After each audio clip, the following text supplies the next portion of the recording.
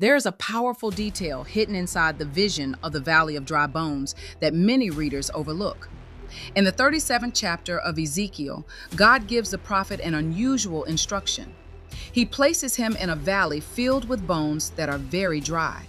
Not broken bones, not recently dead bones, but bones that had been lifeless for a long time. The scripture says in Ezekiel 37:4, "Again he said unto me, Prophesy upon these bones, and say unto them, O ye dry bones, hear the word of the Lord." In some translations, the language reads, "Prophesy over the bones," while in other verses, Ezekiel is instructed to prophesy to the bones. This shift is not accidental. It reveals something profound about how prophetic authority operates. When God first instructs Ezekiel, he tells him to prophesy over the bones. Speaking over something prophetically means you are declaring heaven's verdict over a situation that has not yet responded. At that moment, the bones had no life, no movement, and no capacity to cooperate with what God was saying. Yet God still commanded the prophet to speak. Why? Because a prophetic declaration is not based on visible evidence. It is based on divine instruction. When you prophesy over a situation, you are establishing the atmosphere of God's will. You are announcing what heaven has already decided before earth has caught up with it. This is the same pattern we see in Genesis 1:3, where God said, "Let there be light." God was speaking over darkness before light ever appeared. The word preceded the manifestation. Many believers make the mistake of waiting until they see change before they speak. But prophetic faith speaks before the evidence shows up. It declares God's intention over barren seasons, broken relationships, failing ministries, and exhausted hearts. Speaking over something is releasing God's promise into the atmosphere. But the instruction changes as the passage continues. In Ezekiel 37:7 and again in verse 9, Ezekiel is told to prophesy to the bones and to the breath. Now the language shifts from declaration to command. Speaking prophetically means addressing the elements directly and commanding them to align with God's will. Notice the progression. First, the prophet announces what God intends to do. Then the prophet commands the components of the situation to align. The scripture says in Ezekiel 37:7, "So I prophesied as I was commanded.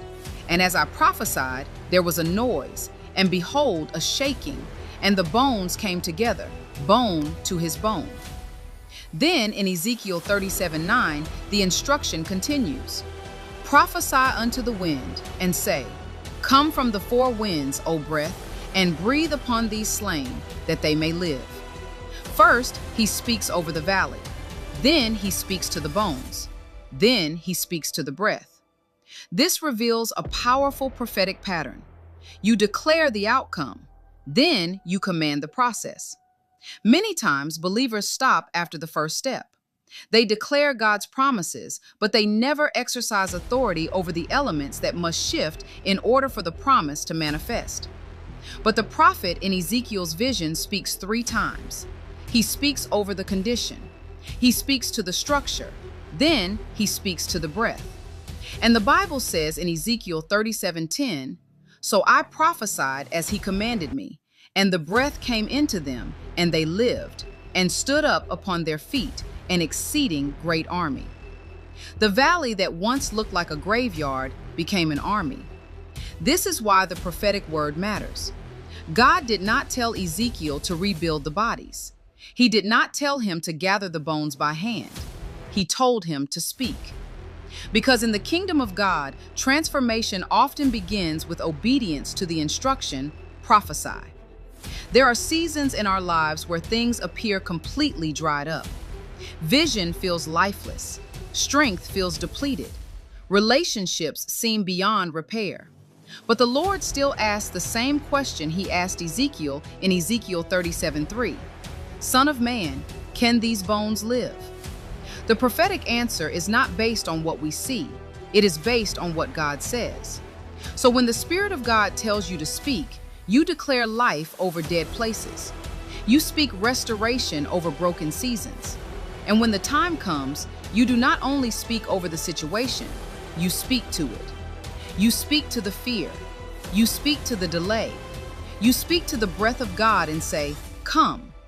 And just like in Ezekiel's valley, what once looked permanently dead can stand up again as a living testimony of the power of the word of the Lord. Find more resources in my teaching vault at drDelisaRodgers.com.